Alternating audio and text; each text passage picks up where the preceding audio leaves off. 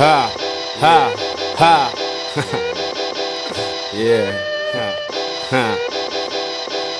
Carajitos talking too much shit. Yeah. Les digo, váyanse a bañar.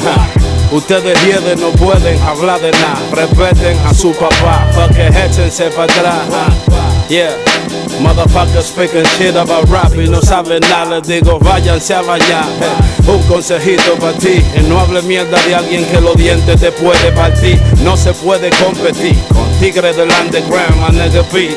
Sabe que es verdad todo lo que cuenta Juan. Par de inocentes se la dan de delincuentes porque andan brillando y no se dan cuenta que están calientes.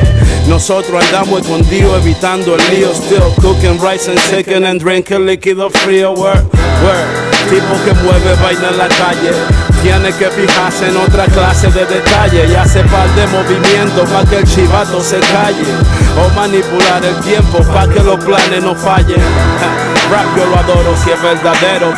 ¿Qué me va a contar un carajito rico del guero a mí? Uno que nace con la cuenta llena de dinero. Hey, respeto al poeta, pero no por rimar el rapero, nah.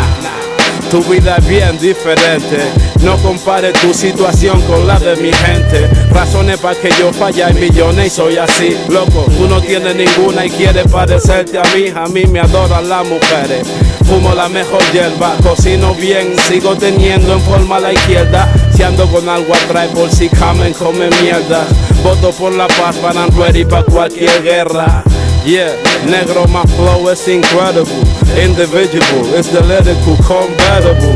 No matter what you talk, I know you feel my shit is real. Straight up and fucking down from the underground, Juan bring the deal.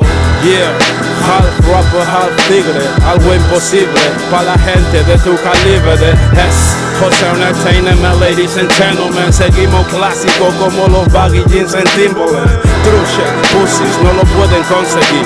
Y postos en el rap, si creen que pueden competir, les digo, váyanse a bañar. Va. Ustedes vienen, no pueden hablar de nada. Respeten a su papá, pa' que échense para atrás. Motherfuckers scooping shit about rap y no saben nada. Váyanse a bañar.